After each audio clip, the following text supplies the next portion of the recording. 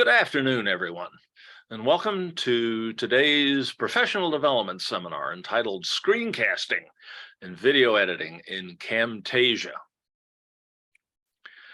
I'm Dave Giberson.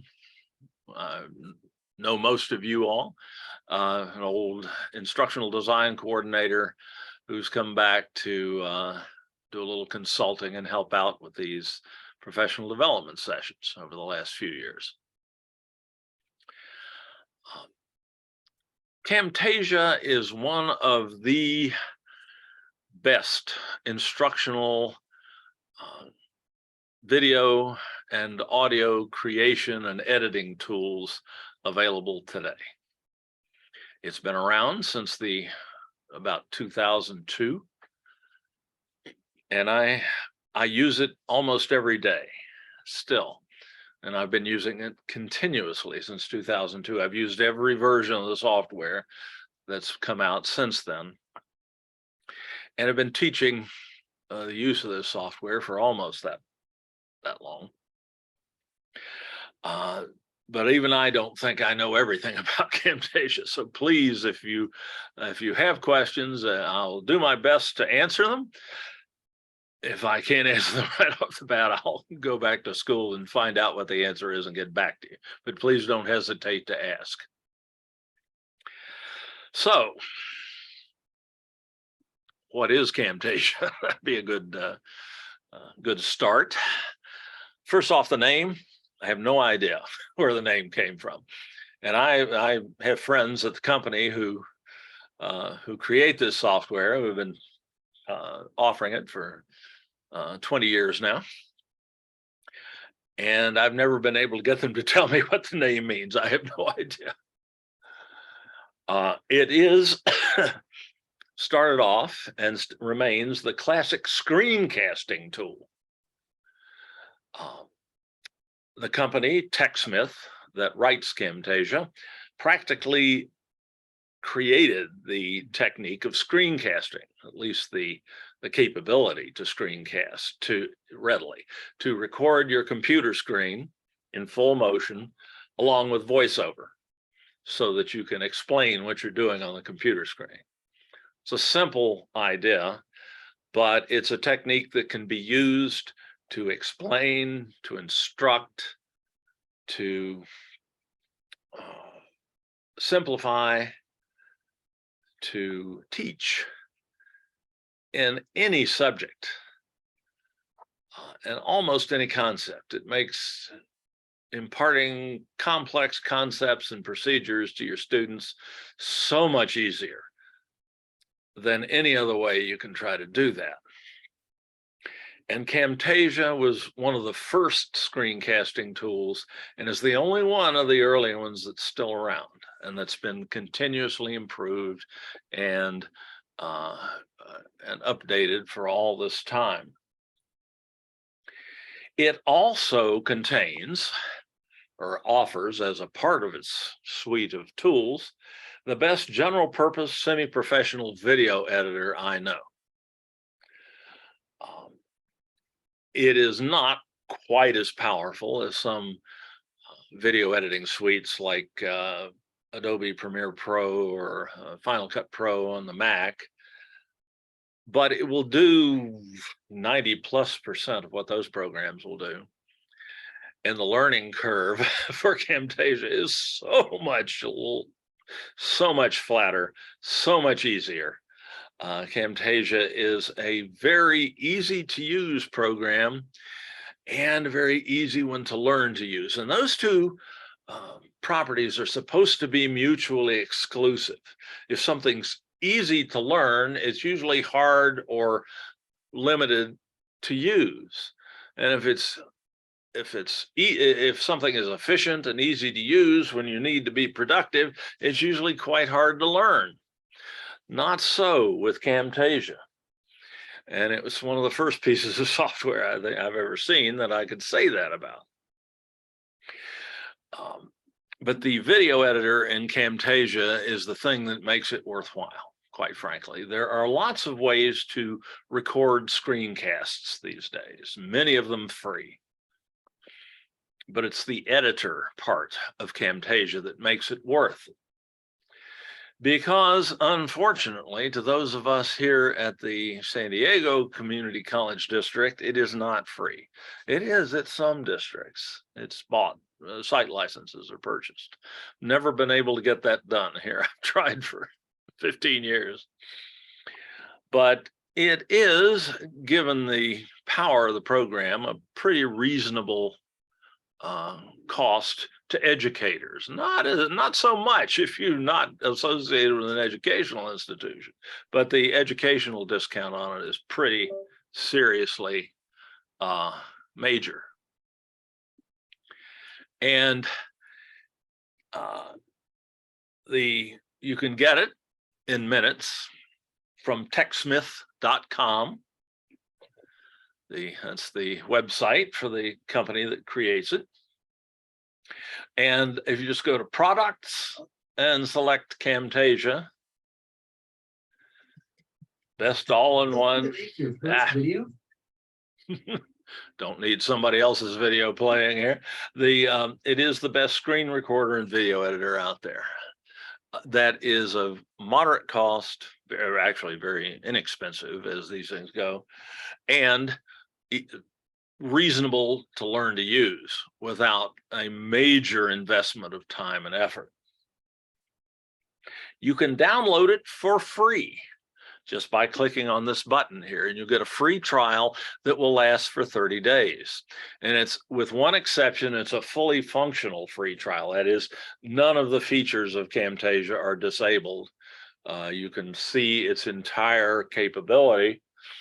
The one thing that they have disabled, and they didn't used to do this, but they do now, when you export a video for sharing from the free version or the free trial version of Camtasia, it puts a huge watermark in the center of the video, which makes the video pretty much impossible to use for instructional purposes. So you pretty much have to pay them for it. And the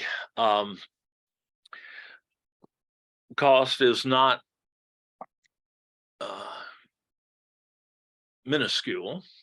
If I go to the education tab here, all you have to get an educational price on this software is an EDU email address, which you all have. If we go to the education and then pricing and hit the education tab, a permanent license, that is, this is not a subscription. You get a license to this software. You can use it as long as you like and not pay and never pay again, is $212.99. I don't know how they came up with that one. And that's for a single user license, which means you can install it on two computers, like one at home, one at work, or on a laptop and a desktop at home, or whatever.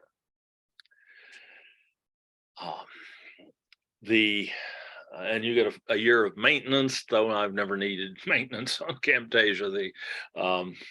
The software is exceptionally reliable and very easy to learn to use. And given that TechSmith makes Camtasia, they use it to create many, many, many instructional screencasts, videos that will show you how to use it if you need some help. And you can get those in the support area under tutorials. And you can go to the tutorials for Camtasia, and there are just dozens of tutorials made using Camtasia itself that will show you how to use the software. But I am going to do my best today to get you to the point where you probably won't need very many of those tutorials, except maybe some of the more advanced ones. But of course, I'm recording this. We have lots of Camtasia tutorials on our Open On Demand website, but these are the gold standard, of course, the ones made by the people who make the software. So it's very easy to get support or to get training on how to use Camtasia on your own time at your own convenience. And like I said, you can buy Camtasia. It just takes a credit card, and you can download it and be using it in 15 minutes. There's nothing much to it. All right, there's two basic things you can do with Camtasia. Well, three actually. You can record video, you can record screencast video, you can record webcam video, you can record both at the same time and audio along with it. And that's the first thing we're going to look at. The process of recording, again, recording computer screens with voiceover, or screen movies with full motion and voiceover, which will allow you to teach almost anything with a little imagination, is called screencasting.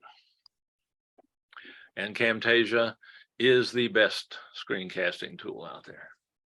As I said, you can also record webcams and audio all at the same time. This is what the Camtasia recorder looks like.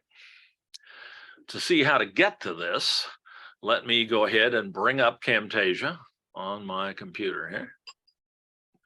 This is the current version of Camtasia, and I'm going to be showing you, though it's very similar to the last several. Here's the first thing that comes up when you run Camtasia. And by the way, I'm doing this on a PC. And in fact, Camtasia was originally written for the PC. It was a number of years before there was a Macintosh version of it for the Apple folks. But they took care of that a long time ago now. And they have brought the two versions together. It used to be there were some differences, some major differences between the two versions, but now they're pretty much identical. So everything that I'm going to show you today on this PC, because I happen to be using a Windows PC to present here, will also look the same and work the same on your Mac. And this software will run on any reasonably resourced computer. You don't have to have a beast of a computer to run Camtasia. Though the faster your processor, the more memory you have, the faster some things will happen. But Camtasia will run on any reasonably modern computer, any reasonably modern PC, Windows PC, or Macintosh. There's still not a Linux version of it, and I wouldn't want to try to run it on a Chromebook either. But on a Windows PC or a Mac, you're in great shape. Whether it be it runs great on a laptop or on a desktop, doesn't really care. The first thing you see is this getting started screen. You've also got access to tutorials here on this screen and general resources. But under getting started, what you'll do 99% of the time is either start a new project, edit the video creation and editing activities, create what's called a project, a Camtasia project, which you can save and go back to. You don't have to do everything in one sitting. You can save the project at any intermediate stage, come back to it later when you have time, and pick up exactly where you left off with all your created video and edits and so on intact. So the first thing we'll generally do is create a new project. And when we do that, the Camtasia interface loads. And it's a single interface. And I am going to share my Zoom screen with you now, because that's going to make it a little sharper and a little easier to see. So let me do that. Make sure I've got the right one there. All right, and get my Zoom window out of the way. And you are seeing the Camtasia interface. And then everything is here. The first thing, as I said, that we're going to look at is the recorder built into Camtasia. That is accessed through the record button in the upper left-hand corner of the interface. This is the single place you need to go for everything. Let me get this share control bar out of the way there too, so we can see better. So to start the recorder, all I have to do is click on this button right here that says record. That's not rocket science. The rest of the Camtasia interface minimizes, and you're left with just the recorder. And you've got 4 control panels here in the recorder. One for screencasting. That is selecting the computer screen or the part thereof that you want to record. And at heart, Camtasia is a screencasting tool, so that will always be turned on by default. You can turn this off and just record your webcam, or just record audio if you wish, but the vast majority of the time you will be recording your computer screen. You can choose, if you have multiple screens, you can choose which one to record. I'm going to record the one that I've got up there right now, which is my screen 1, I think. Yep, it is. And I can choose to record a region of that screen, or I can choose to record the entire screen. And in the video resolution in which I'm running this software is high definition, or 1920 pixels by 1080, which is pretty standard these days, unless your spouse has been good enough to you to let you buy a 4K monitor. Not so much for me. And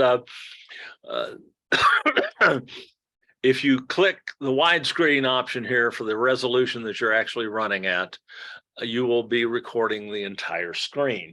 If you look carefully, there's a little dotted green line that goes all the way around the screen here. That shows me what I'm going to record. And I can change that if I want to by grabbing these little handles at the end and bring that in and so on. But I'm really not in favor of that sort of thing.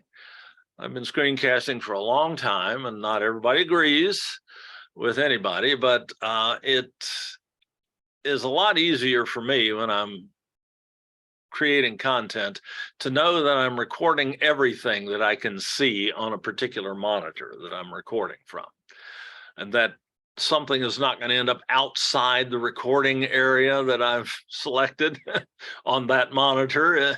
It's just a lot simpler to leave this at full screen recording.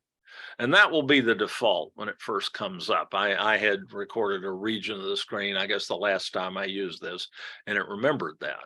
But the recording your full screen is just a lot simpler, and there's no real reason not to do that I know of. I also have the option here to record a webcam. That's what the little symbol looks like. And I can select, if I have multiple webcams, I can select the one I want to record. I'm going to use my virtual camera. Let's make sure this works here. Come on.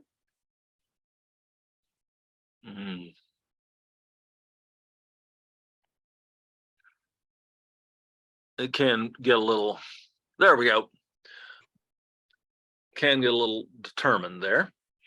And for the purposes of this recording, I don't want to record myself in front of my PowerPoint slide. I just want to record myself. That's just the project I have in mind to show you. You might be recording whatever your camera is seeing. So I am going to change my source selection here to me, and I'm going to get rid of that chroma key. So this is how I'm actually appearing here. I'm sitting in my studio in front of my green screen. That's what I want to record for reasons that will become apparent later.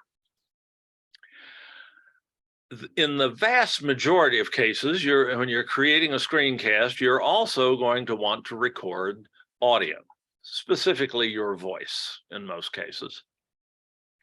To do that, you need to tell Camtasia that you want to turn that on, and you want to tell it which, if you have more than one microphone or more than one input source, you want to tell it which one you want to use. I'm using the same audio source here that I'm using in Zoom, that you're hearing me through in Zoom, which is, I trust is coming through okay. Let me know, please, if there's any problem hearing anything. Which is an audio interface I have sitting on the table over here. So I have selected what I want to record here. I'm going to record this monitor. I'm going to record my webcam at the same time. I don't have to do that. Often enough with a screencast, you'll just record the screen and not yourself as well. I'm just trying to demonstrate everything here. And but generally you will want to record sound.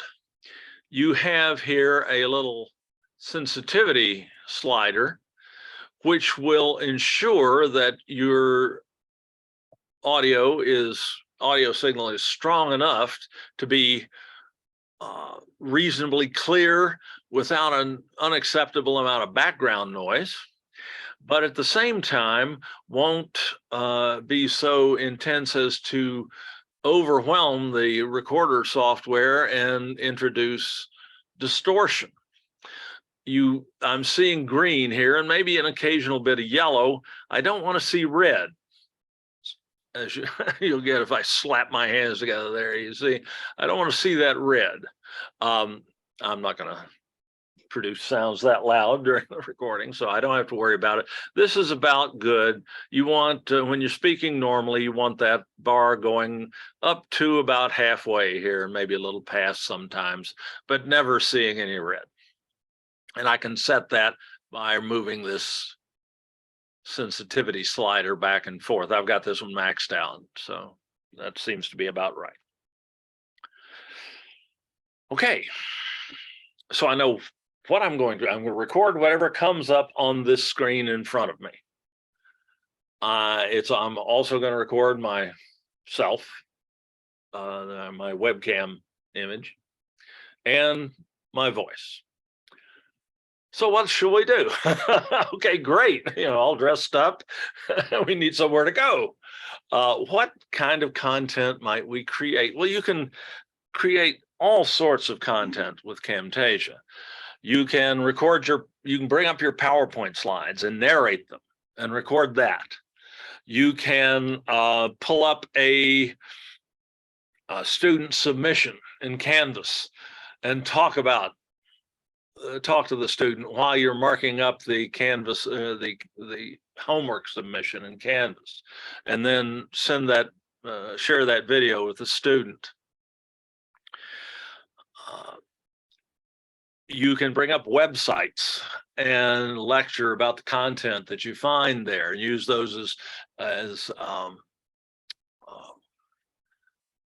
visual aids in your lectures.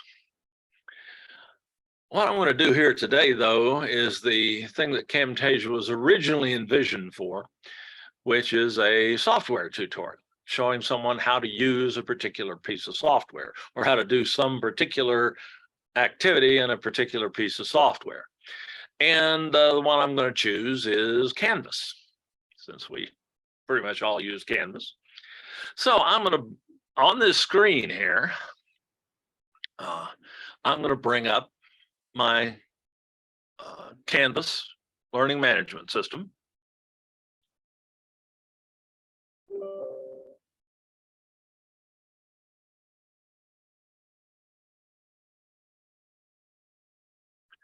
sdccd.instructure.com. And I'm going to log in as a test student. And I'm going to create a tutorial here that I'm actually going to use later.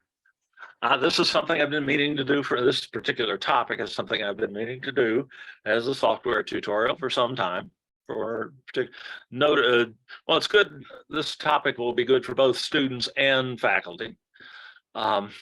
But I'm going to create something I can actually use here. Might as well get extra value out of this process, right?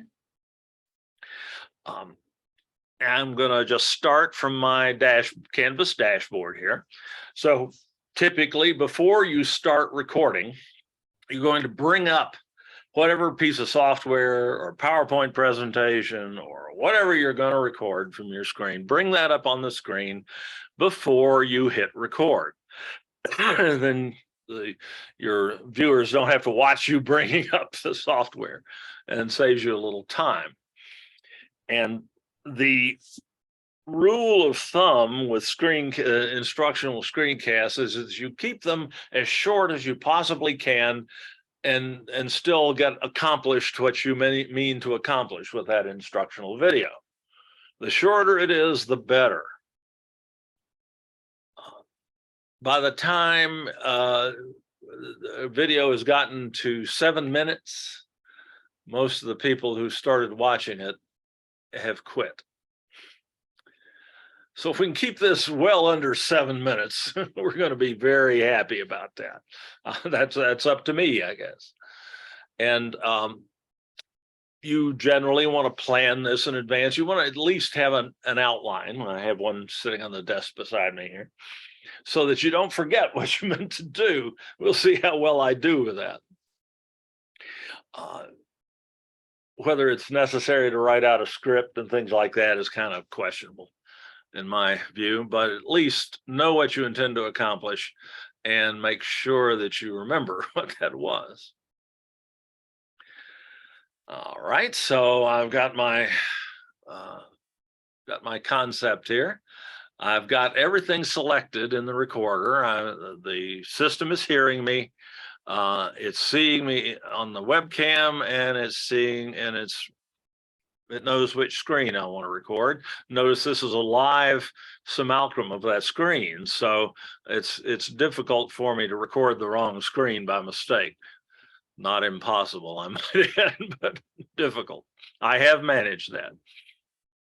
Okay, so now I take a deep breath and I remind myself of something before I start. The mantra for creating instructional video is perfect is the enemy of good. Perfect not going to happen. Good enough is great.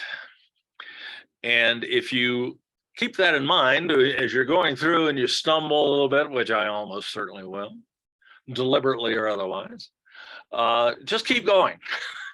Because with Camtasia, we're going to be able to fix almost any problem that we introduce into the recording, later in what's called post-production or editing. All right, so get sorted out here. What I'm going to do, just to give you a heads up, is I'm going to record a tutorial that will show a student or faculty member how to ensure that if they receive a message in Canvas, that message will be forwarded to their personal email. That's a pretty important communication feature in Canvas, but it's something that requires some planning and a little bit of work on the part of the Canvas user in order to ensure that that happens. Okay, so when I click the record button, it's going to count me down. And when it gets to 1, it'll say go, and then I'll start talking and start recording. Here we go.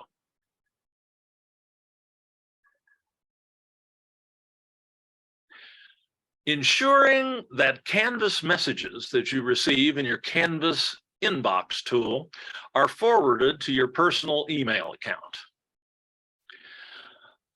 In order to ensure this in Canvas, you'll need to, of course, log in to Canvas. And from any screen in Canvas, you'll be able to access your account menus which you'll find in the global access menu here, the gray bar on the left of every Canvas screen. If I click on the account button, the first thing I'll do in this case is go to the settings menu for your account. Oops, one too far, sorry. And I'm going to look over here on the right. And I'll get that video out of the way. And I'm going to ensure that the email account I see over here is one that I am using currently. Otherwise, Canvas is not going to know how to find me. The email account here that will be listed here, and indeed there may be more than one, but the ones that are listed here, ones that have been supplied by the Campus Solutions, by PeopleSoft, from your student or employee record in PeopleSoft. So as long as this is an email address that you currently have access to, an email account that you currently have access to, we're good to go. If that should not be the case, you can add more email addresses by clicking here where it says add email address. But we're going to assume in the vast majority of cases that this is a correct email that you are currently using. Once you've ascertained that, you go back to your account menus here and you select notifications. This is what determines whether you get an email or not once you receive a Canvas message in your inbox here, in your Canvas inbox. To ensure that, under course activities here, scroll down to conversations. And these are activities that might trigger a communication to you from Canvas, an email to you from Canvas. And what we're interested in here, or the particular activity we're interested in, is conversation message. This first column here represents what will be emailed to you and how often and whether something will be emailed to you if one of these activities takes place, or if you engage in one of those activities. If we go across from conversation message to the first column here, we see this little bell icon, and that's good. If I click on that, I see that my options here for notifications are to have Canvas notify me immediately, or at the end of the day with a summary, at the end of the week with a summary, or don't notify me at all if one of these events takes place in my course. In this case, I want to make sure that I have this set to notify immediately.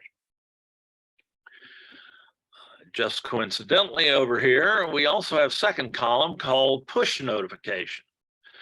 This is a column that will appear if you have loaded the Canvas student or teacher app on your smartphone or your tablet or both. And there's also an option to have a conversation message, which is an inbox message that's sent to you through Canvas, result in a push notification to your mobile device, so you know immediately that you've gotten a message in Canvas. If you click this option here, you can select notify immediately as well. And so you'll get both an email and a push notification on your mobile phone every time you get an inbox message delivered to you in Canvas. You can do the same thing with announcements. If you want to know reasonably immediately, if your instructor posts an announcement in Canvas, you can select that option for announcements as well. Once you have made these changes, whenever a message appears in your Canvas inbox, that message will automatically be forwarded to your personal email account, and you will be able to read it there without logging into Canvas, which can save you considerable amounts of time.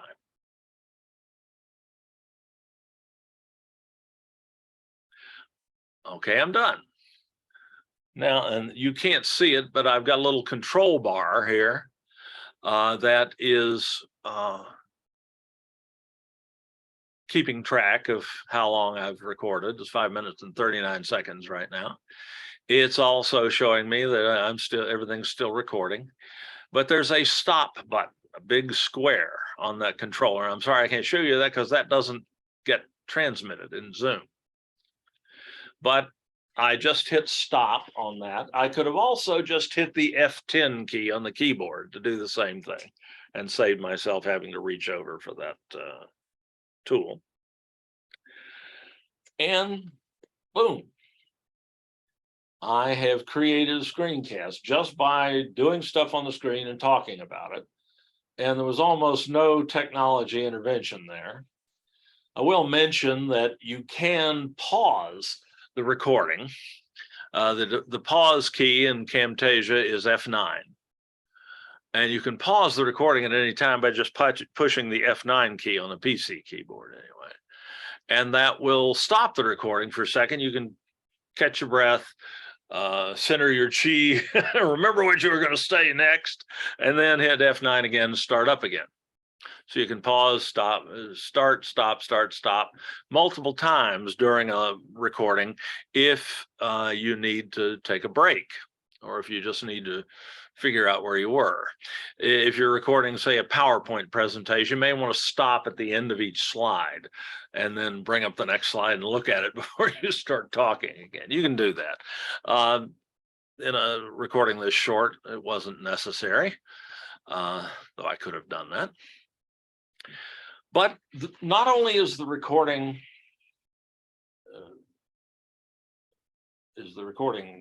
made, but it's also automatically been loaded into the Camtasia interface, into the editor interface. So let's take a look at this interface and see what the different parts of it are used for. Just briefly, let me go back to my PowerPoint here. And in the Camtasia editor, which is where we are now, your video that you've created is automatically dropped into the editor.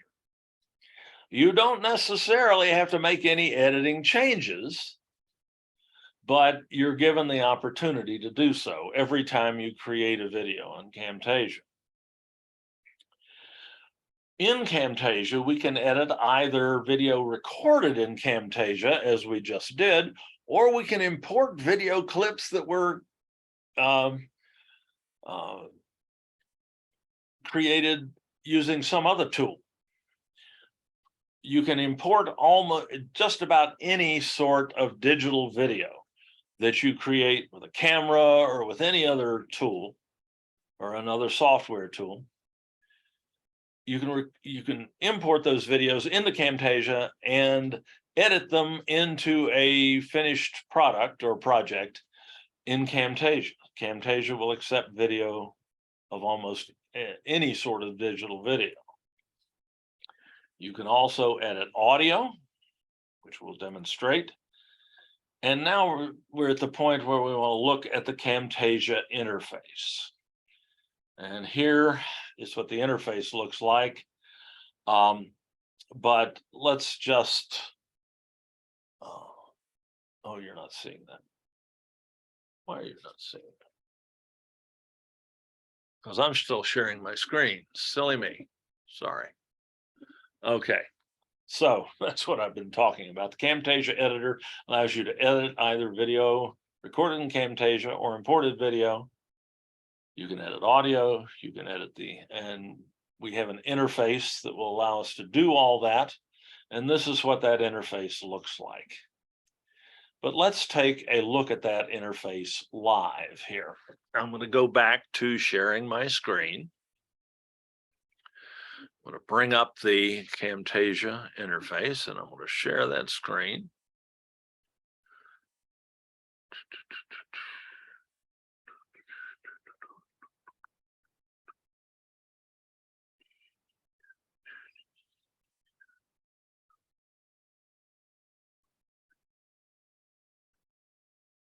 Go, minimize zoom, and here's the Camtasia interface with our videos loaded into it. Here are the videos we just created down here on the timeline, but here's the video we just created in the media bin here. Let's start with that. We've already seen the record tool. We just use that. The media bin is a place where you drop video clips, audio clips, still images, can all be included in a Camtasia project, edited into a Camtasia project. And we're going to see some of all of that. The bulk of the screen here is taken up with a video window, a preview window that will show you what you have, what you're working with, and show you what that looks like.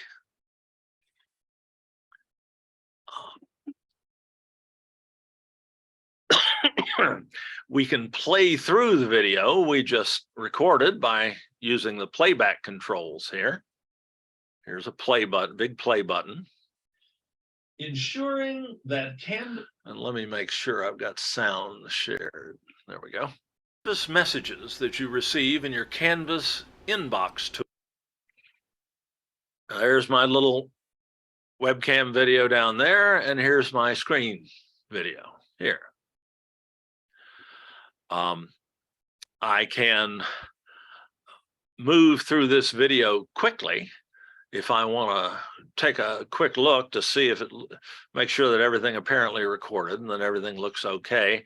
I can use this little dot right here on this track. This is so-called scrubber. If I click on that dot and drag it to the right, I can fast forward through the video and see that everything appeared to record. I can also get to any point in the video very quickly if I need to make an edit or clean something up.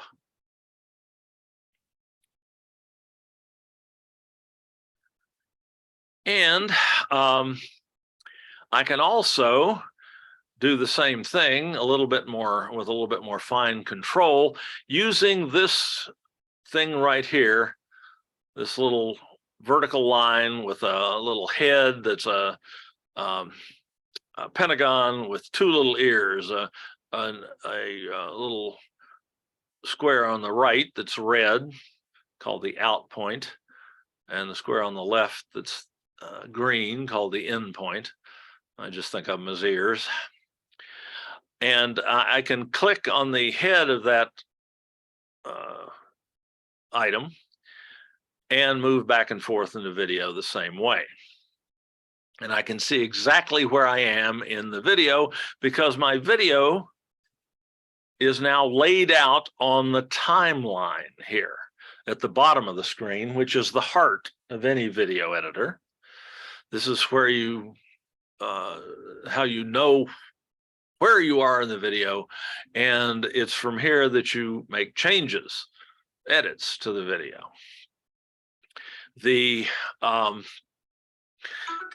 sorry about that. Should have turned that off, pardon me. And I actually have two videos here that I'm working with. One is the screen video. The one on the bottom here is the screen video, as it says. And the one above it is my webcam video, which also includes my sound. The little peaks that you see are physical representations of the sound energy in my audio recordings. Audio recording, I should say.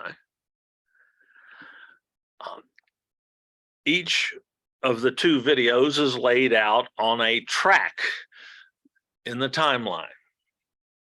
And Camtasia is a multi-track media editor. You can have as many tracks as you like. They'll all play if you hit the play button here. And there's also, so I'm playing the screencast video that I've just recorded. I'm also playing the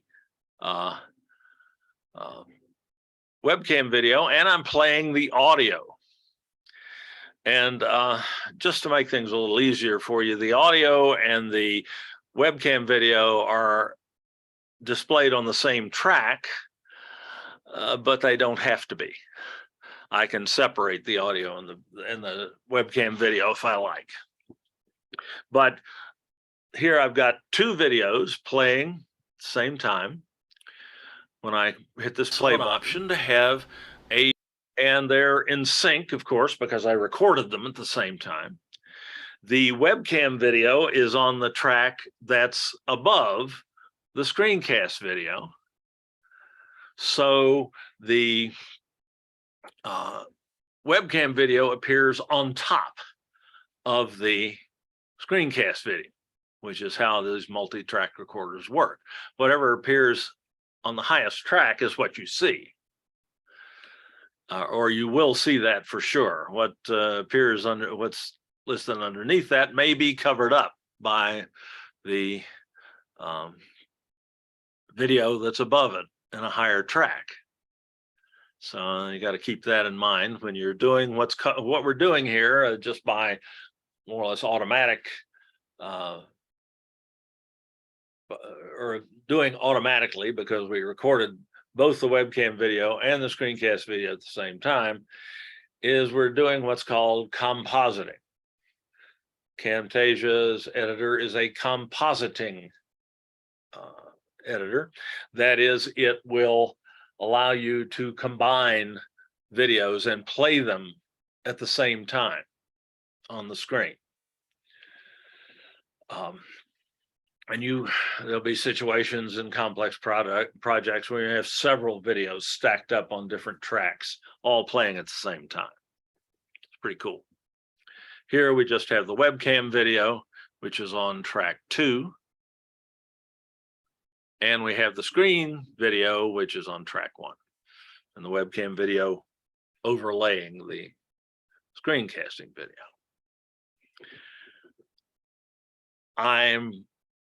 My screencast or my webcam video is displaying by default in the lower right-hand corner, which is usually the least used part of the screen in a piece of software. But I can move that around. I can have it play anywhere I like. I can also, by clicking and dragging the little handles at the corners, I can make it bigger or smaller. All kinds of special digital video effects here, just right out of the box here, and they're right off the bat in Camtasia. Okie dokie. I can then move through the video and look and see where I need to do some editing. Let's see, what else do I need to show you about the interface before we move on? You have over on the left here a series of tools that you can use with Camtasia. We'll look at a number of these today, not all of them, but some of them, that allow you to introduce special effects into your videos. Yes, you too can produce a video that has special effects in it, almost without effort in Camtasia. You're going to really understand by the time we get done today that you never believe anything that you see in a video ever again, because you're going to learn how to manipulate video so that it can appear to do anything. Just about anything can appear to happen. So, you see TV shows in a courtroom where people playing a video, and the judges and and the jurors are sagely nodding and so on. Oh, that video could have been manipulated in any one of a million ways, and you're going to know how to do it. Just with a piece of software that costs a couple of $100. So don't ever believe anything you see in a video ever again is gospel. So this is the menu bar over here on the left. We also have a properties area here on the right, which will change depending on exactly what you're doing at any given time in the video. We'll see that. where I talked about the timeline. The timeline is graduated, of course, in so-called time code, starting from time 0 on the far left to however long the video is on the right. This video is 5 minutes and 54 seconds and 1 frame long. A video, just a series of rapidly changing still images displayed so fast that your eye sees it as motion. And each, the way, given the default settings of Camtasia when it comes out of the box, every second of video contains 30 still images, 30 frames, they're called, that succeed one another so rapidly you can't see the breaks between them. But so this video is 5 minutes, 54 seconds, and 1 frame long. And you can see where you are at any given point in the video by just reading the time code here. Here's 4 minutes right here. This is 3 minutes and so on. And for a total of 5 minutes and 52 seconds. Well, at least we're under 7 minutes. Remember, that was our goal. Okay, and you can tell where you are in the video, the time spot that you're in the video, by the time code that displays beside this cursor here. This, by the way, is called either the edit or the playback cursor, depending on what you're doing at any given time, or just the cursor, the timeline cursor. And at this moment, that cursor is at 2 minutes, 46 seconds and nine frames. And that's the exact point where you are in the video. You have some editor controls here, and we'll see what how some of those are used here in a minute. You also have a very important control, or well, definitely the most important control in this set here is the undo button. We're going to be doing a lot of trial and error when we edit video, and you're going to try something. If it works, you're going to want to be, and if it does, great, you keep it. If it doesn't work, you want to be able to go back to where things were before you screwed up. And that undo button will allow you to do that. It'll take you back 1 step at a time, and it will take you back. I don't think there's any limit to the number of steps backward you can go. If you messed up 5 minutes ago in an editing project, you need to go back to where you were 5 minutes ago. This will take you there. You may have to hit it several times, but it'll take you back to where you were and wipe out all of those unwise things you did in the interim and allow you to then proceed from the last good thing that you did forward. Wouldn't it be nice to have that in life? I can think of any number of times in my life I would have loved to have had an undo button, but not in life, but you do have one in Camtasia. Another very useful tool here is a timeline magnifier tool. By default, the timeline is scaled so that you can see the entire video here, but that can make particularly the audio waveform hard to interpret. So very often you're going to want to magnify that timeline, to zoom in on it so you can see it better. You can do that with the little tool right here that I'm pointing at, the little ball on this scale here, or this channel, and you click and drag that back and forth, and you can magnify the timeline. Now I get a little scroll bar at the bottom of the timeline down here, and I can click and drag that back and forth. Now the video appears much longer. I haven't changed the time at all. I've just changed how well I can see what's on the timeline, notably the audio. So it makes it easier for me to make changes at exactly the right point in the video, changes that I want to make. So, and I can vary that magnification at any time to meet my needs at any given moment. So that's a tool we'll use a lot here. So, media bin, preview window. playback tools, coarse scrubber, find the playback cursor, fine scrubber, the timeline controls, and the magnifier. And of course, the timeline itself with tracks.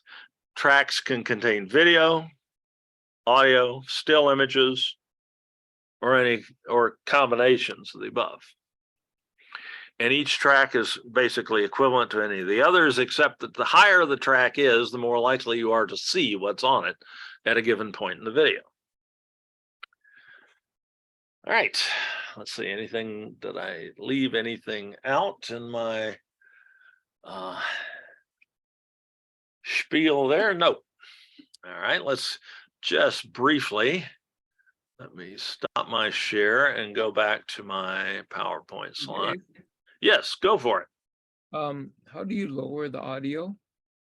I'll show you that. It's a simple, well, actually, I can show you that real quick. If I go here, and this track has the audio on it, I can right click on the track and select Edit Audio. You're not screen sharing anymore. Oh, I'm not screen sharing. You're absolutely right. Sorry about that. I can fix that just a second. Good question. That's something we're going to be doing. So I want to show you that. Okay, I right click on the track that contains the audio, and it's easy to tell where the audio is, and I select Edit Audio, which I've already done here, so that doesn't show now. Audiate is something else. So I just selected from this list, Edit Audio, and I see this little green highlight over top of the track, and there's a bright green line at the top. To raise or lower the audio volume, I just move my mouse cursor until it changes into a double-headed arrow pointed up and down. Click and raise or lower that line. Raising it increases the volume, dropping it decreases it. I don't want the peaks of the audio signal to hit the top of the track. If that happens, I introduce distortion into the audio and it sounds terrible. And there's a rule about audio. People will put up with bad video in a tutorial. Even if it's a little fuzzy, they can work through that. What they won't put up with is bad audio. It's very irritating. It makes it very hard to watch what's going on. So you want to make sure you don't record at too high a level. Remember, we talked about not showing that, not letting that bouncing bar get into the red. And when you're making volume adjustments, you don't want to ram the peaks into the top of the track. If you do, the sound is going to, it'll be louder, but it'll sound so bad that nobody will want to listen to it. So good question. All right. I have a follow-up. Go for it. How do you adjust the audio so that certain parts are higher or lower, or how do you fade it? You can, that's a little bit more of an advanced technique that I don't want to get into right now, but it is possible to raise some parts of the audio volume and not others. And I'll show you that a little later on, okay? That would require a little bit more background than we have right now. Dave? Yes. Oh, this isn't, I'm sorry, this isn't just about Camtasia, but in the global access menu, I want students to only send me messages using the inbox there. How can I say that to them so they don't email me at sdccd.edu, or sometimes they write in the individual Canvas assignments, they take that comment box on there. Right. About all you can do is send them a Canvas announcement and threaten them within an inch of their lives if they communicate with you in any other way. In terms of magic ways to make them comply to that, I don't have any. What's that thing called? I can call it a canvas, use the canvas inbox. That sounds all Yeah, right? you can send them a message through the Canvas inbox, or you can you can post an announcement to the entire class with your druthers in that regard. Explain. But I can call them. But you can't prevent them from emailing. Oh, yeah, yeah. But just as a way for me to say it, I can call what I want the Canvas inbox.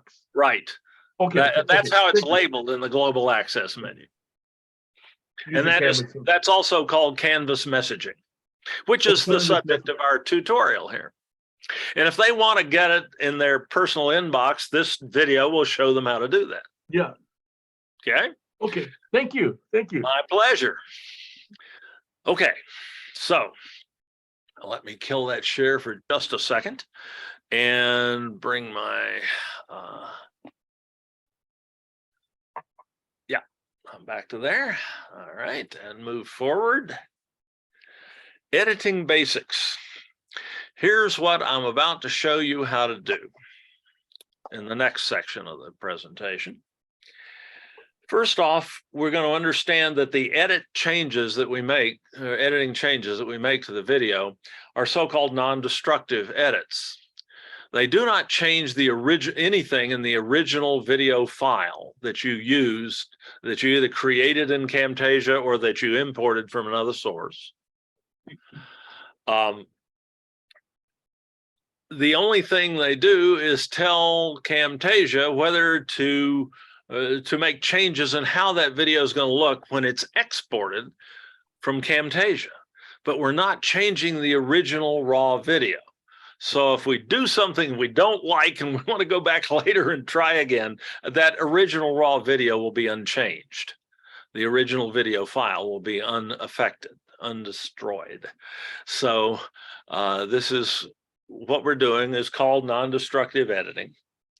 We're going to learn how to import video and audio clips and still images into the media bin in Camtasia.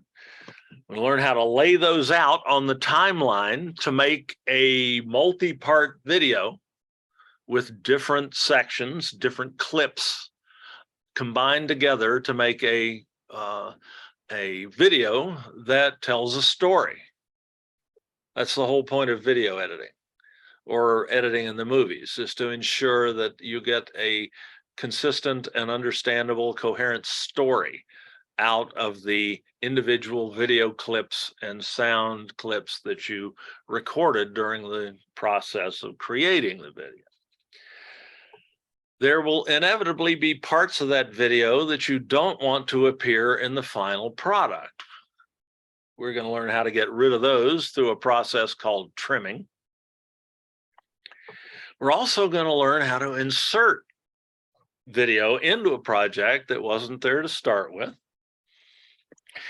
And as we move from one video to another, one video clip to another, as we progress through our editing project, or play through our editing project, we're going to learn how to smooth those, transitions is the term, by using what are called transitions in the editor. We're also going to learn how to edit audio on the timeline. Audio that we have recorded, but perhaps is not exactly what we want in the final product. So that's what we're going to go do right now. So I'm going to share my screen again so you can see it more clearly. And I'm going to get Zoom out of the way. And here's our edit project. First thing I probably want to do is save this project so that what I've done up to this point will be preserved.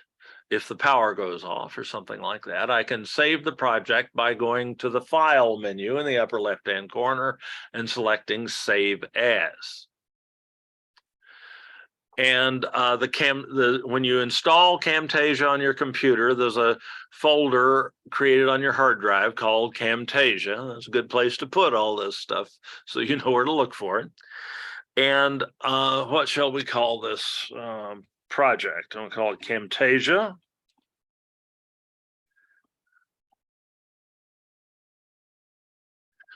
I don't like to include spaces in file names, old habits, use underscores instead. Camtasia demo, and today is 11.10.2022, the date. So I know what video, what project this is. I just saved that, and Camtasia tells me, okay, you've saved the project. As I move forward and add edits in and so on here, I'm going to want to keep saving that project periodically so that those edits are saved. So if the power goes off in the middle of this or something, I can come back to right where it was in the project and continue from that point without having to do everything all over again. Whether it's today or a year from now, I can still pull this project back up and pick up where I left off with my editing. So first thing you do is when you get some stuff on the timeline here and get some video into the media bin, is to save the project and periodically save your work. Camtasia will save your work about every 15 or 20 minutes or so automatically, but you don't want to depend on that. So first thing, importing video and audio clips into the media bin. Well, when we record something using the Camtasia recorder, that video and audio is automatically dropped into the media bin and laid out on the timeline for us. So that's easy enough. But let's say we have some other video and or audio or still images, pictures that we want to use as part of our editing project. How do we get those into the media bin? Well, there's a couple of different ways to do that, but the one I like to use is just this little plus sign in the lower left-hand corner of the media bin here. If I click that plus sign, I have the option to import media.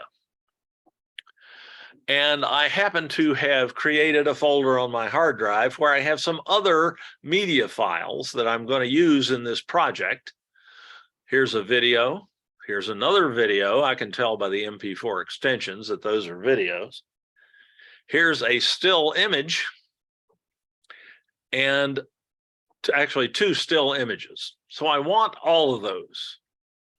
I could import them one at a time, but the easiest thing to do is just select them all by holding down the control key on my keyboard as I select them.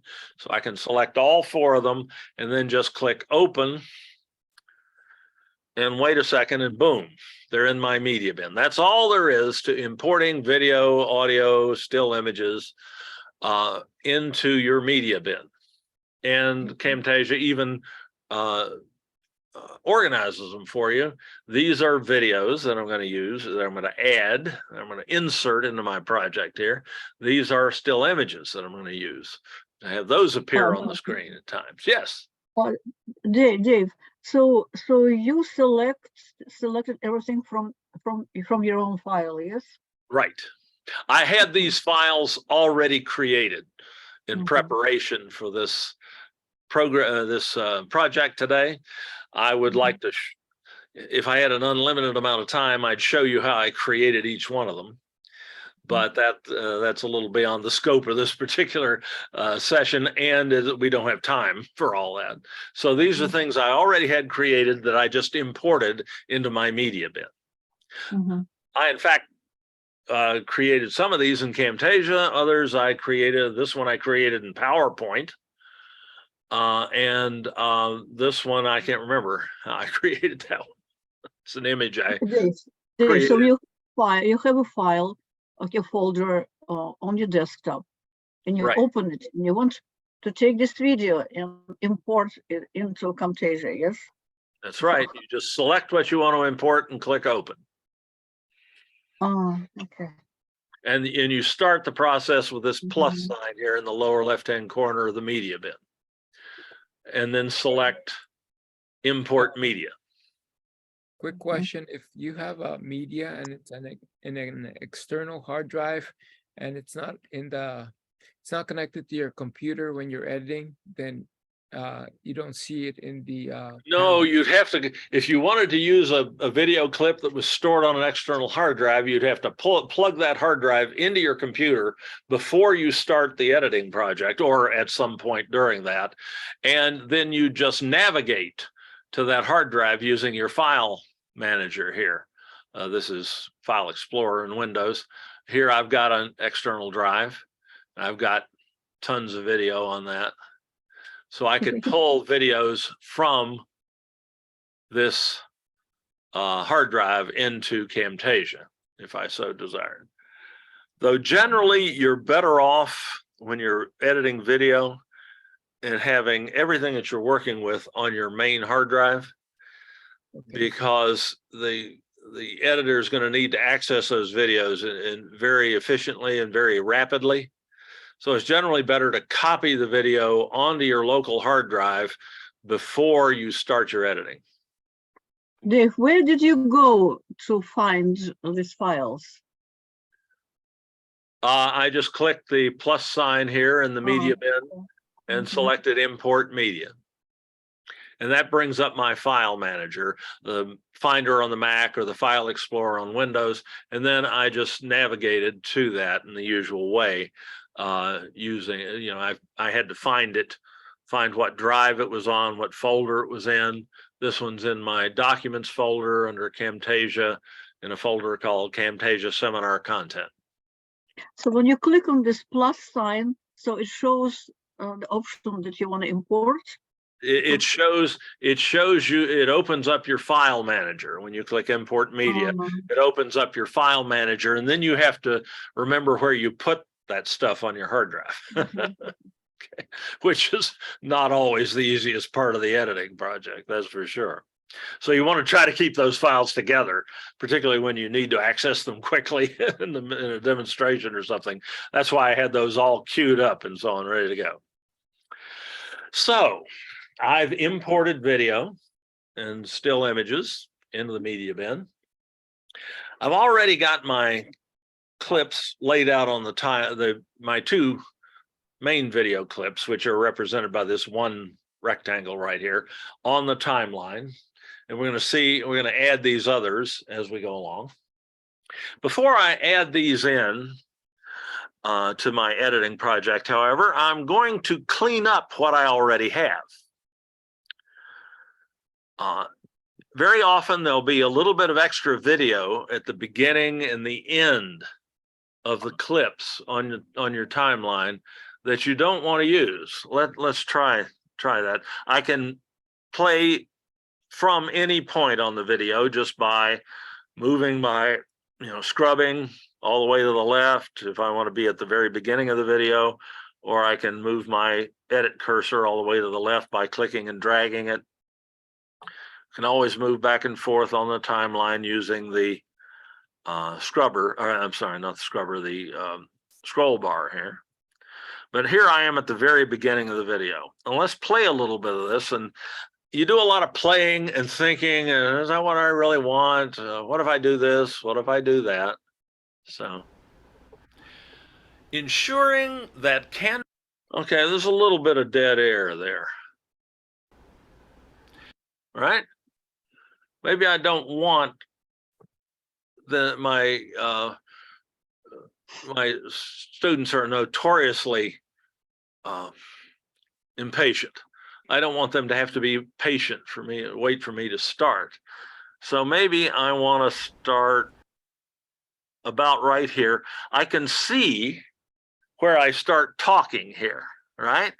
It's this, those things. If you look, you can see where the sound is happening.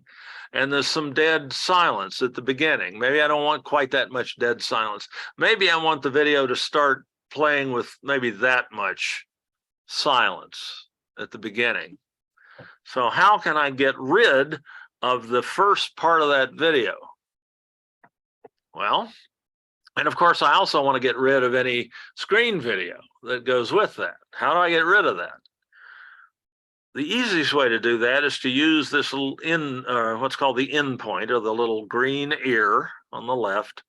I click that and I drag it to the left, and I highlight a section of the timeline that, in this case, I don't want to use. I don't want that in my final editing project. So I highlight the section of video that I don't want to use, And then I have these little tools right here. Which tool is going to cut that out of my video, that selected area out of my video? You tell me. What is the tool to cut? These one of these tools right here is going to allow me to cut that. Think of it as cutting a piece of film onto and dropping it on the floor. Which one of those tools will do that? Sure, scissors. Scissors. The scissors, right? The scissors. All of them. Yes, all of them. Or what? All of them. No, the scissors will cut that Oh, video scissors. Okay. out.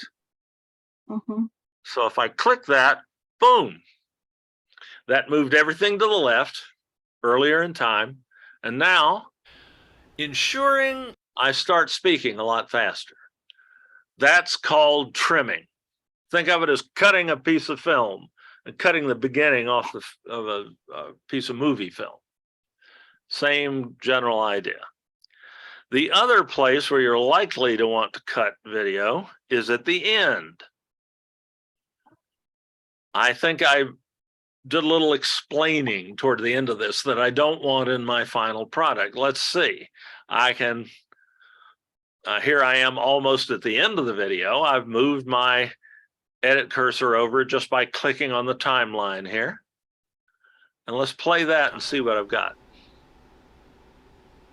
I can pause it.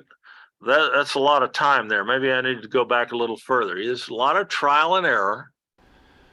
And you will be able to read it there without logging into Canvas, which can save you considerable amounts of time. Sounds like I finished, right? Okay, I'm done. Now, and you can't. Okay, this, I was talking about how to stop the recording here. I don't want that in my final recording. So I just play again to a good stopping point. Like about right there. And which of the little ears am I going to use this time? Well, the red one is called the out point, the one on the right. I'm going to select this portion of the video that I don't want to have in my final project. Click and drag out to the right, highlight that section. And what tool do I use over here again to get rid of that? Scissors. The scissors. Boom, it's gone.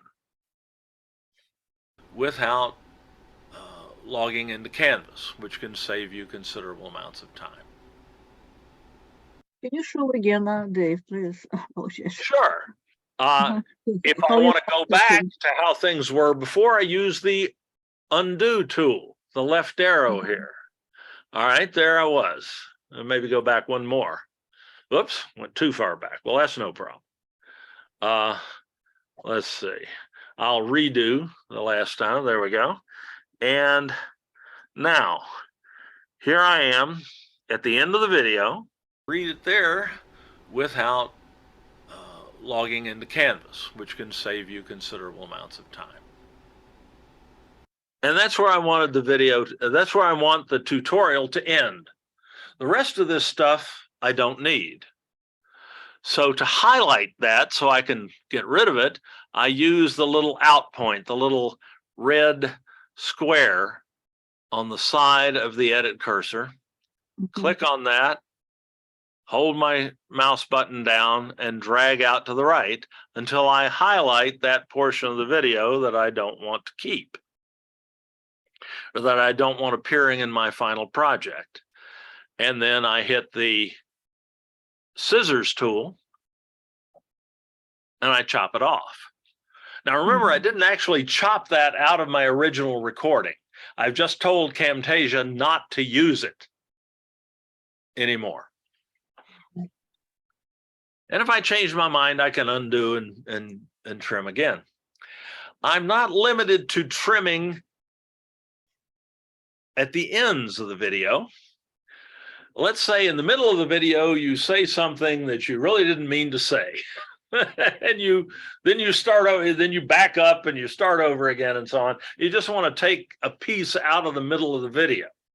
That's easy enough to do. I'm not going to actually do that permanently here because I didn't make any egregious errors, I don't think, in the video. But I can highlight a section in the middle of the video and cut that out. And that performs what's called a ripple delete. It removes that section of the video clip and then brings everything else down to the left. It closes everything up like that video never existed. I don't know what that was. I just cut out of there, though. I don't want to cut that out. So I'm going to undo that. And then I can double click on the head of the cursor to put everything back together and stop the highlighting process. But you can very easily trim video from inside your developing project as easily as on the ends.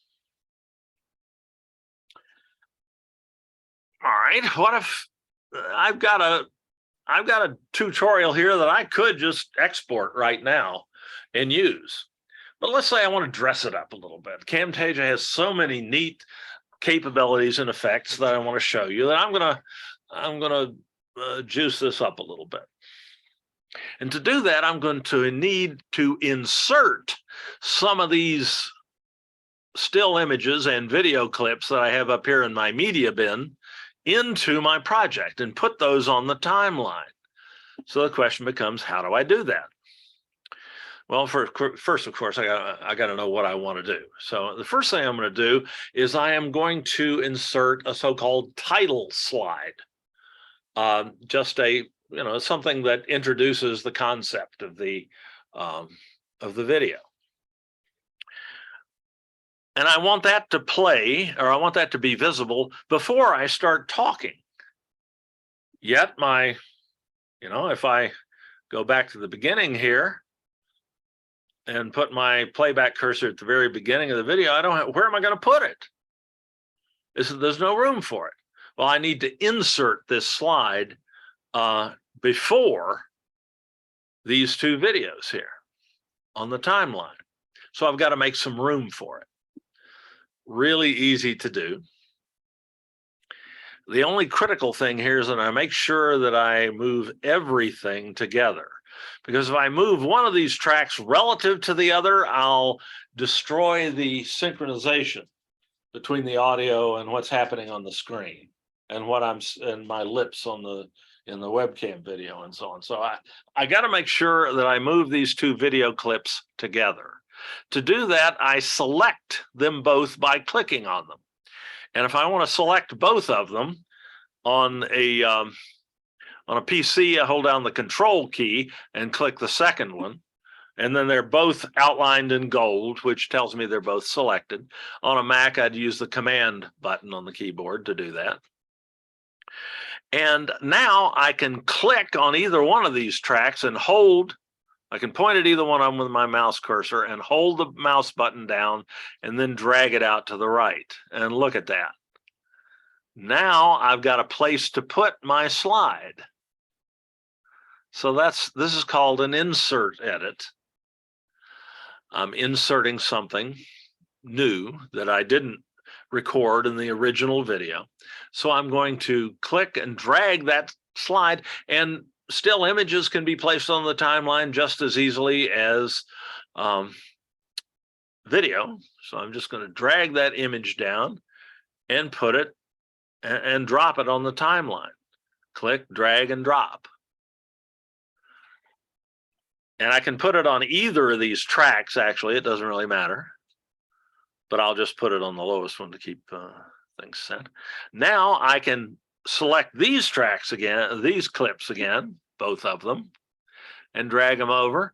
And now I've inserted this in.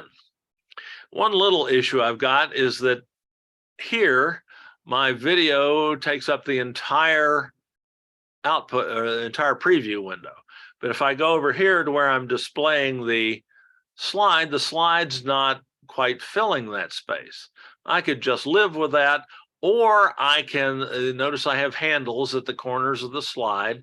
I can click and drag the corners and expand that video, or I'm sorry, that still image, so that it fills the entire screen, so it looks better. It was a little bit smaller than the window because I created it in PowerPoint. This is just a PowerPoint slide that I saved as a still image, as a JPEG image that had the title of the video that I'm creating on it. So now let's see what that looks like.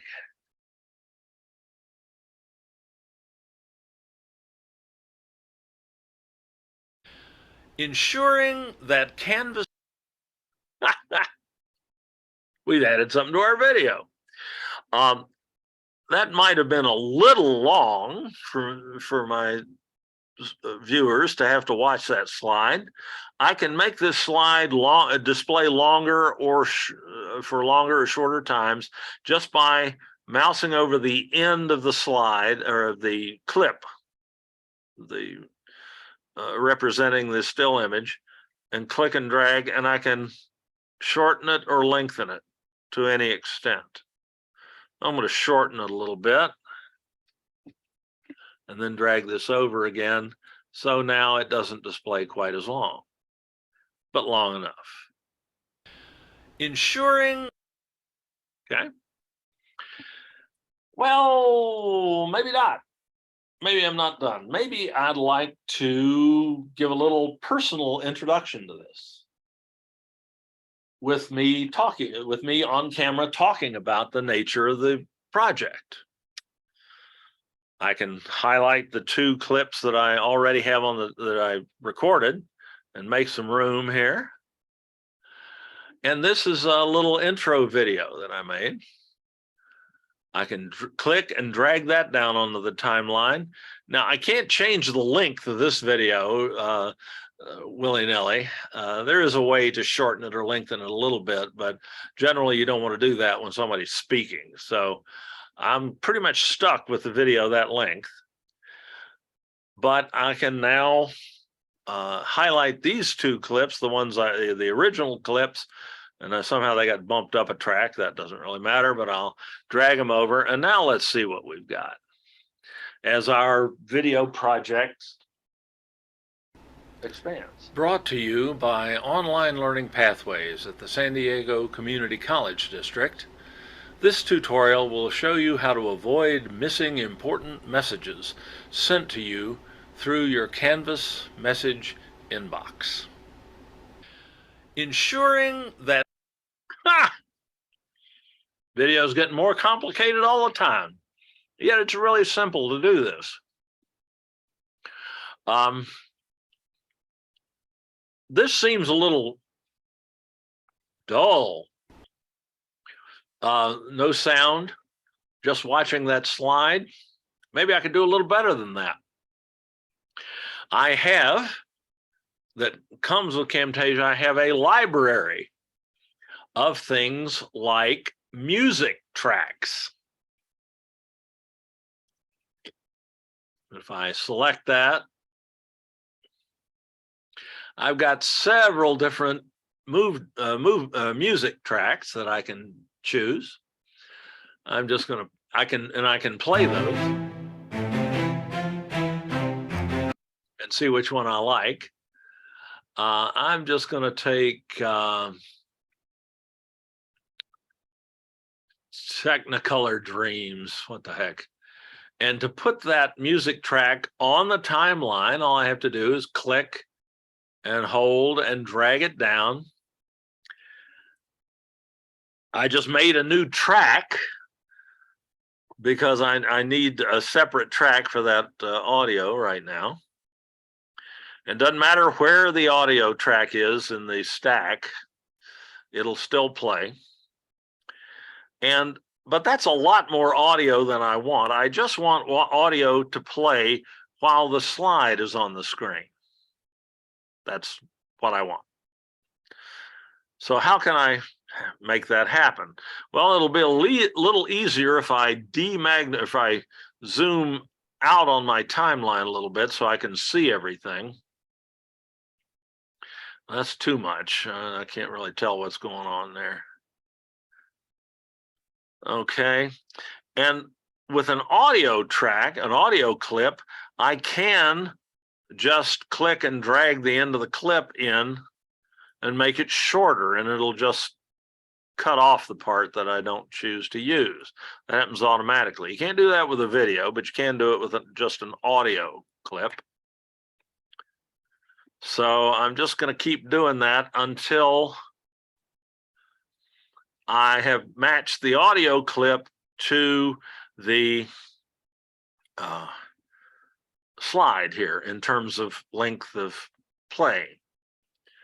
I can tell when that's happened because of that little snap line that pops up. It tells me that the end of this clip and the end of this clip are right together time-wise. So I won't miss that. So let's try that.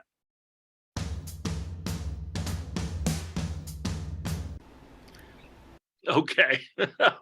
I could keep looking for other music, but I'm not going to waste the time. When I pop up, that clip stops playing because I want them to listen to me, not the music. Another thing I can do with that audio clip, and here I'm just kind of throwing stuff at the wall, I can go to audio effects in my resource menu here, and I can fade in that track by clicking where it says fade in here and drag that and drop it onto the audio track. That will cause the audio track to start off very soft and then grow in loudness. Then I can fade out as well. Let's see what that sounds like.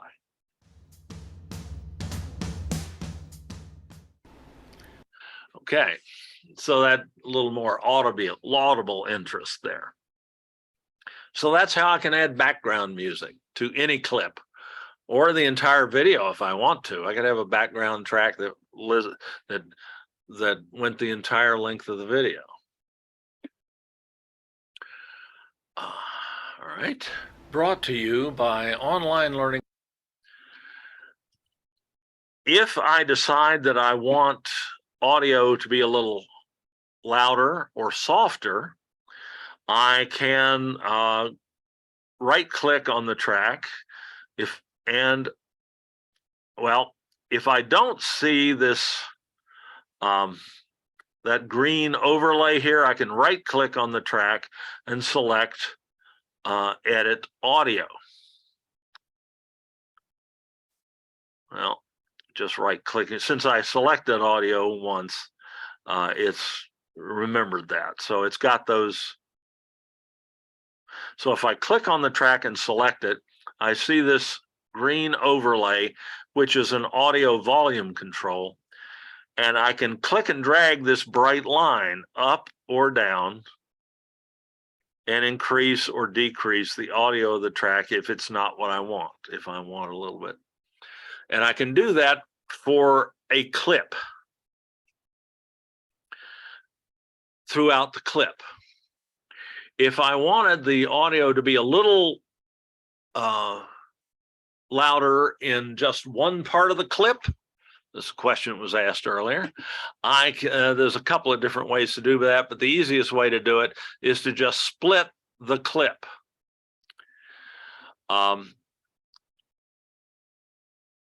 I just put the edit cursor at the end of where I want the clip volume to change, and I right click on the tip of the cursor here on the top of the cursor and select split selected, because I only want to split this clip and not the one below it. It wouldn't really matter either way in this case, but I'm going to split the selected clip. And now I have two clips, and I can independently change the audio on each clip. And that's the easiest way to raise or lower the volume in one part of a video and not in the rest of it.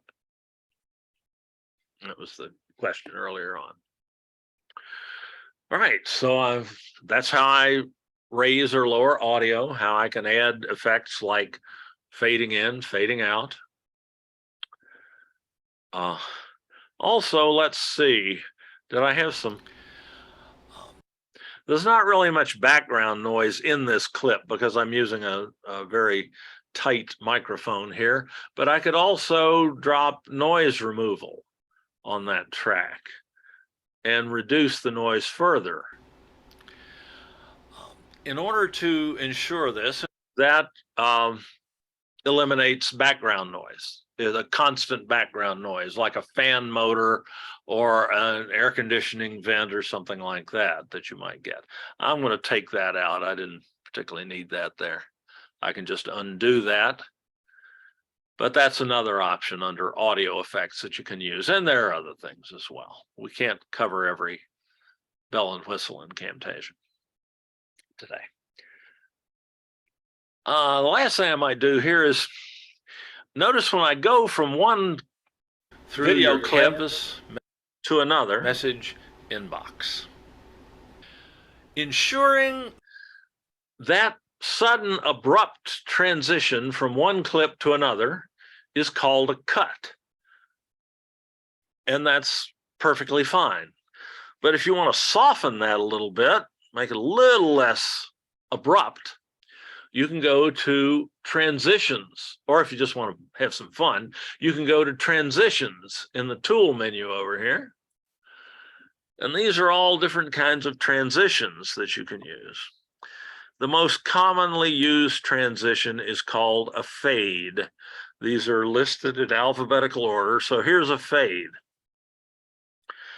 Well, how does that work? Well, if I just click and drag that square or rectangle down, Camtasia will highlight the areas on the timeline where I can drop that transition in gold.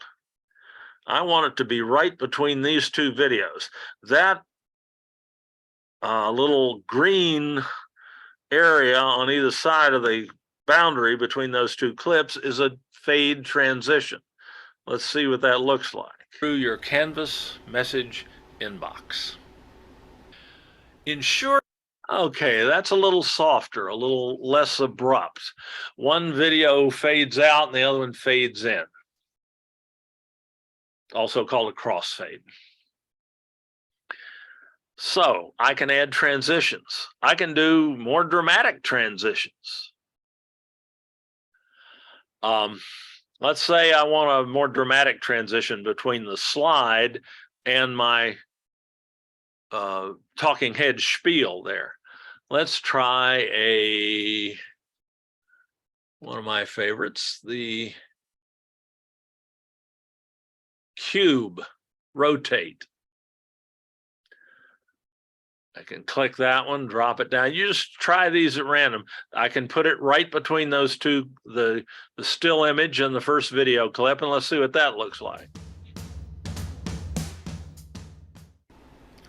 Brought to you by, and you have dozens of transitions that you can play with in here.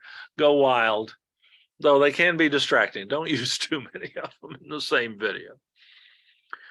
So that's all there is to adding a transition between two clips on the timeline, is just drag the transition down and drop it between the two clips. And Camtasia makes that so easy. There's no other editor I know that's as easy to make transitions like that. One of the best things, one of the most important things about an editing project is knowing when to quit. I have a problem with that. I'm not quitting. Let's go to let me kill the share and go to the next slide. And there are some editing effects that you can do in Camtasia. I can't show you all of them, but I can show you a few. Compositing we've already seen. We'll see some more of that. There are overlays called callouts that you can add on top of the video, special effects. There's a zoom and pan effect if something is a little hard to see on the screen because it's a little too small. And I can add titles. I actually already added a title slide, and we'll probably stick with that here. And I can throw green screen effects in for good measure. I'm going to have to move right through this. Remember, this is being recorded. You can come back and watch it again. If any of this is a little bit quick. But let me share my screen again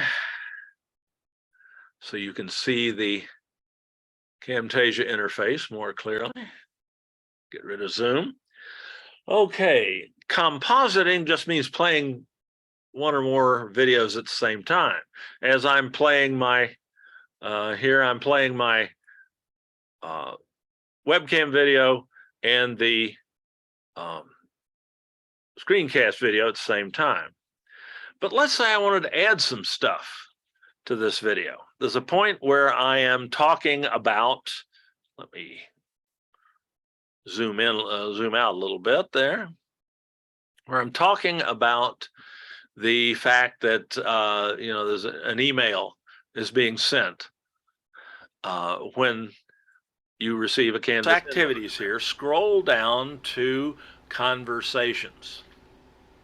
I got to find the spot in the video where I want this to happen. So there's a lot of trial and error there. I think it was, I think it's fairly close to the end. Don't notify me at all if one of these events takes place in my course. In this case, I want to make sure that I have this set to notify immediately.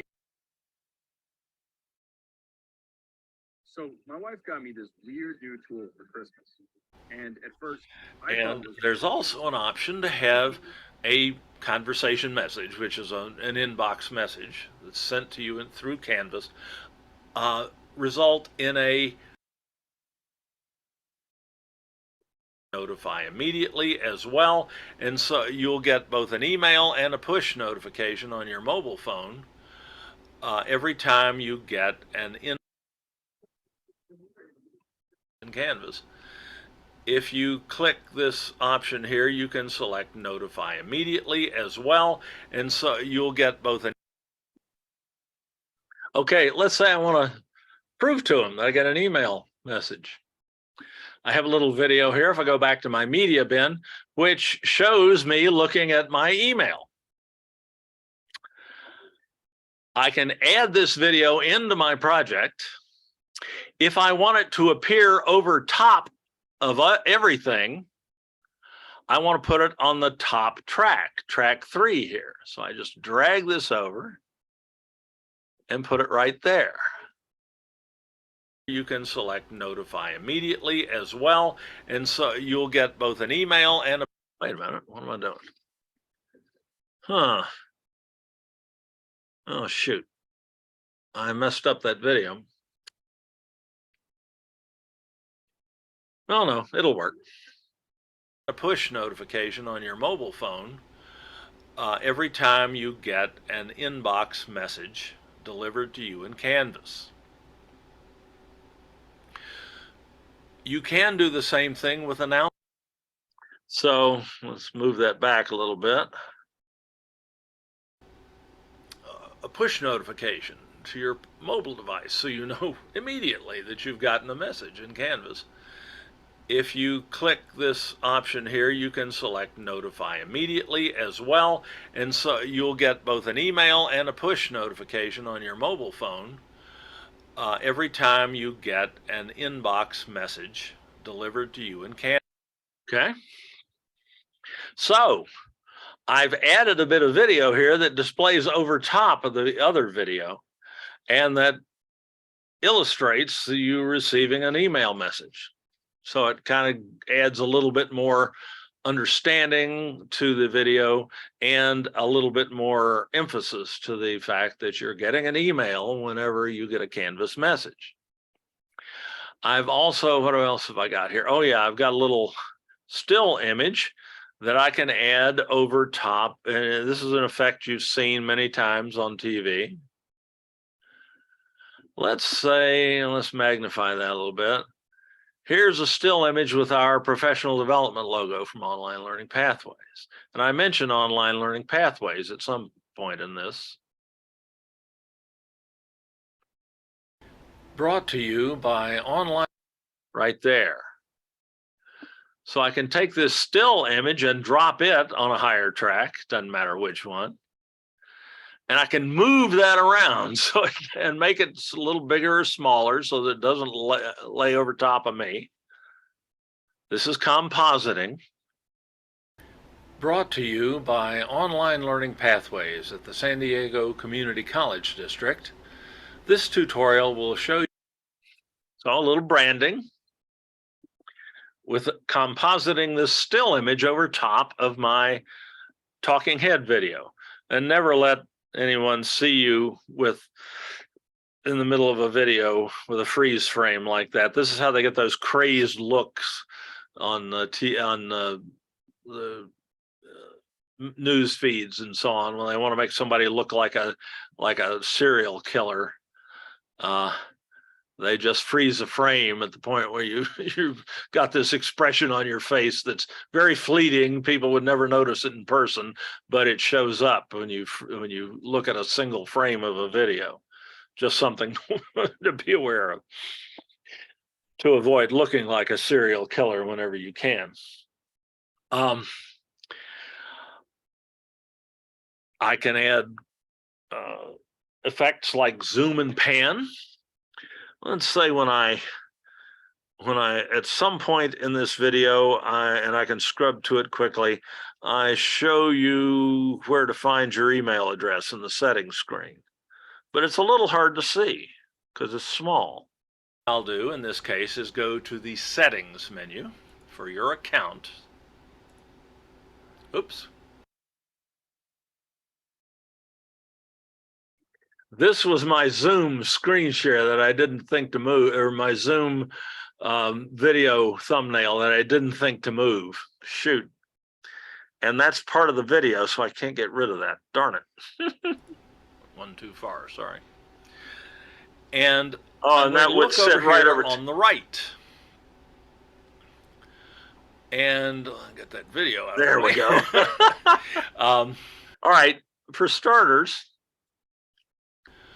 and I'll get that video out of the way. I can just cut that whole little dialogue out by highlighting that section of the video and clicking the scissors and clean that up. It's called fixing it in post. And I'm going to look over here on the right about my double image right there. That's burned in. Now, that's a little hard to see. This is what I'm talking about here. So I can go to, let's see, visual effects. No, sorry. Animations in the tool menu here and select zoom and pan. And what I can do is just by clicking and dragging these handles on this representation of the video here, I can zoom in and pan over to where that email is now very easy to see. So let's see what that looks like. Look over here on the right. And I'm going to ensure that the email account I see over here is one that I am using currently. Otherwise, Canvas is not going to know how to find me. The email account here that will be listed here, and indeed there may be more than one, but the ones that are listed here, ones that have been supplied by the Campus Solutions, by PeopleSoft, from your student or employee record in PeopleSoft. So as long as this is an email address that you currently have access to, an email account that you currently have access to, we're good to go. If that should not be the case, you can add more email addresses by clicking here where it says add email address. Okay, I'm about to start talking about the screen as a whole now. So I want to zoom back out again. And I do that using the zoom and pan tool here. The easiest way to do that is to click this button labeled Scale to Fit. That takes it back to full screen. And let's see how that looks. Here where it says add email address. But we're going to assume zoom and pan.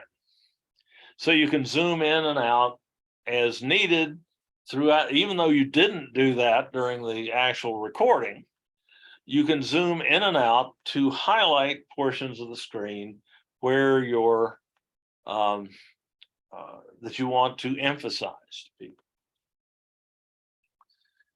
And finally, we've just got 5 minutes left. So one last trick, and then we've got to export this video. So to get our video out there and share it with our students. But one last thing I can get rid of this green background here using something called a chroma key filter, so that I just float over the screencast image behind me. But that's just not that big a deal right now, and I need the time here. I'll show you that in a minute if you want to hang around. But I'm going to finish this on time by saying that I've decided this is the point at which I should quit. I could keep tinkering with this video until the cows came home. But a good editor knows when to quit, when they've told the story they wanted to tell and they are just gilding the lily at this point. Let's say this is good. We're ready to share this with the world.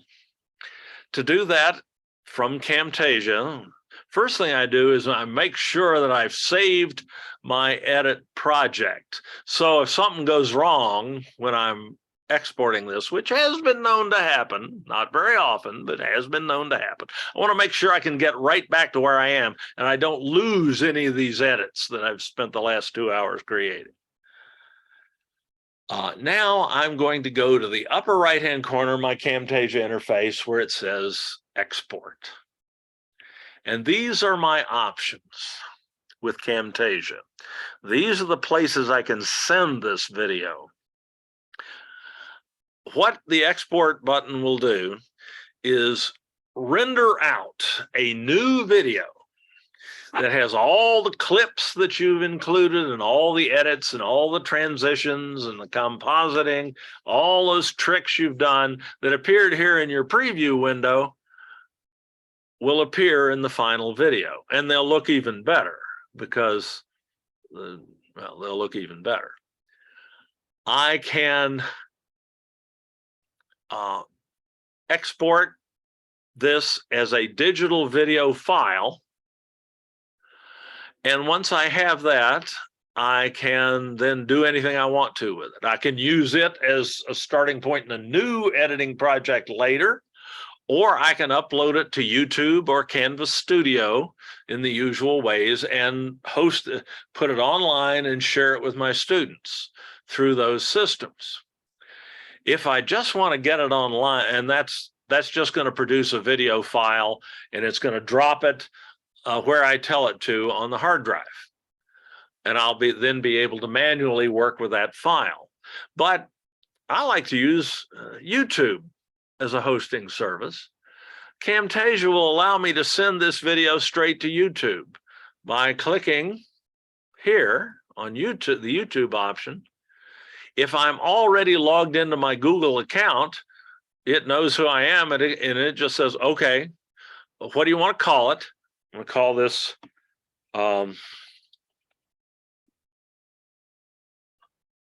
email notification of Canvas messages. Maybe if I thought longer, I'd come up with something more clever. Maybe I will capitalize the N. Okay, I could add a more detailed description to YouTube if I wanted. I could add some search tags, but I'm not going to bother with that. I can set the category, which I have set to a default of education. That's not that important.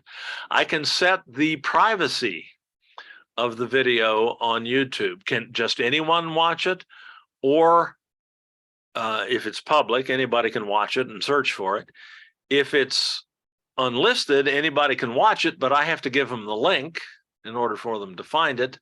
Or if it's like my baby videos or something, I can make it private so only my family can see it. You don't want to do that with instructional video. So I'm going to click unlisted is the usual. Well, actually, I'm going to make this one public. Anybody can use it. And then I click the export button. And in a minute or two, depending on the speed of your computer and your internet connection, that video will be on YouTube, ready to share with the world. I'll show you that here in a moment, but there's really not much more to see. The process, you get a progress meter, so you know what's happening. You can just, if it's a long video and this takes a while, like maybe you edited one of your Zoom recordings, which you can do in Camtasia. You can drop your Zoom recordings that you either create, send to your local computer or that you download from the Zoom cloud. You can drop those in Camtasia and you can cut out the pieces that you don't want and or add things that you do, just as we saw here, and then export that. Those kinds of videos take a lot longer to export, of course, because they're much bigger. But this one's about 5 minutes in length, so it's not going to take very long. It's rendering the video right now. That is combining clips, adding the edits, adding the extra still images and all that stuff that we saw in. And in a minute, it's going to then automatically upload it to my YouTube account. So with basically one click, I can have this online on YouTube. It'd be nice if you could do that with Canvas Studio as well. But TechSmith has a product called Nomia that's a competitor for Canvas Studio. They don't want to make it that easy for you to use Canvas Studio. They want you to subscribe to Nomia, which our district does not. Even though Nomia is a better product, it's also quite a bit more expensive than Canvas Studio. So Canvas Studio is not going to make it easy for you to put this video on Canvas Studio. If you want to do that, you certainly can. All you have to do is render the video out as a local file and then manually upload it to Canvas Studio. It adds a step to the process, a pretty trivial step, but it's a minor irritation. And for me, YouTube's just as good. So the video is now being uploaded to YouTube. And in a minute, it will be on YouTube and available to share with the world. And that's the nickel tour of Camtasia. If you can do what we saw here today with Camtasia, and you wouldn't necessarily do all of this in every video. In many cases, all you would do is record the video, maybe add a title slide at the beginning, clean it up a little bit, and export it. And you have the tools that you need to do that, that you would need to do that right now. Here, the video's on YouTube. It's processing it. It'll be available in a minute. That's a short video, so it won't take long. No, but it's already online. So getting the video exported from Canvas Studio and getting it online to YouTube is just the matter of a few moments and 1 or 2 mouse clicks. So it's exceptionally simple. This will just take a minute. So let's go back to Camtasia. And let me see who's still with us here. Let me kill the share so we can see. Oh, there's still several folks there. That's good. How about some questions about anything you've seen or something else you'd like to be able to do that I didn't cover because of time? Just unmute yourself and speak up as you were doing so before. That's wonderful. My wife just brought me a cup of coffee. I'm going to indulge in that while I'm waiting. How do we speed up a video clip like 2 times or 4 times or slow it down Yeah. Okay. Well, for starters, you can only do that realistically if there's no audio. Okay. If you speed up or slow down the audio, you're going to get pitch shifts, and you're either going to sound like Alvin the Chipmunk or like Lurch or worse, right? But let's say it's a clip, excuse me, without audio. How do I speed it up? Well, we have one like that on the timeline.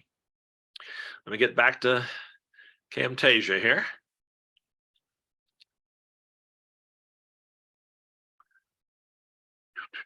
There we go. And it was this clip.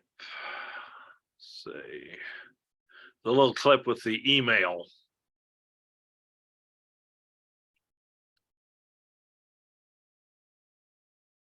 Where did I put that?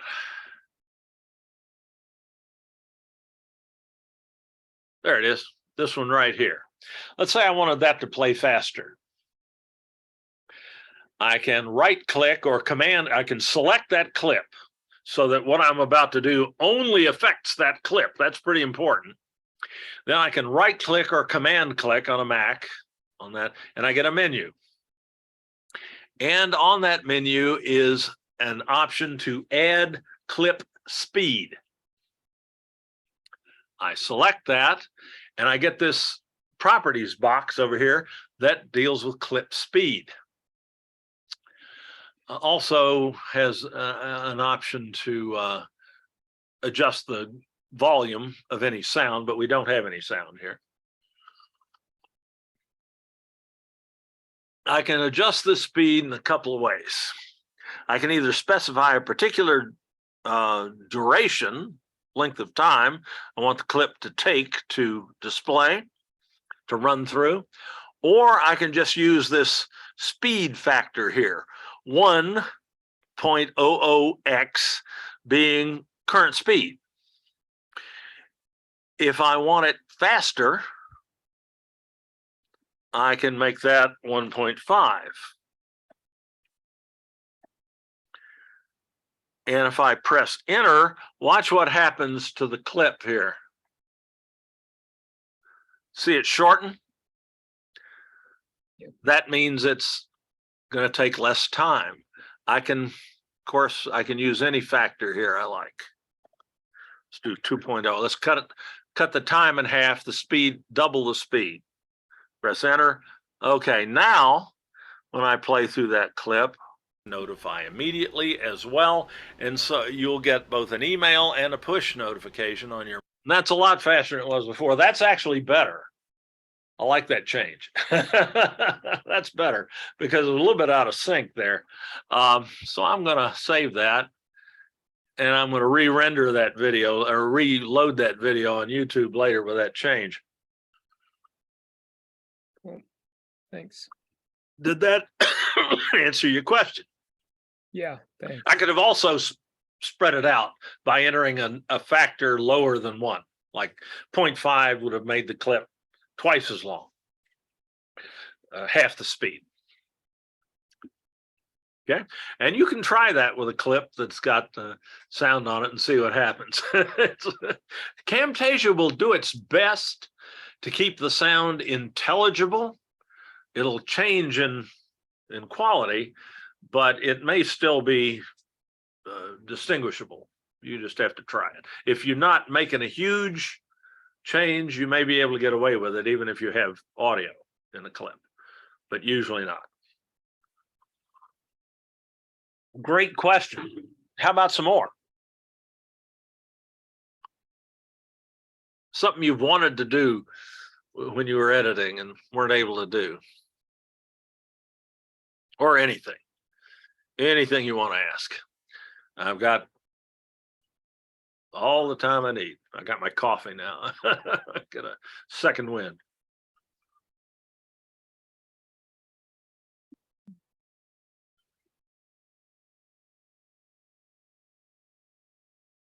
Anything else?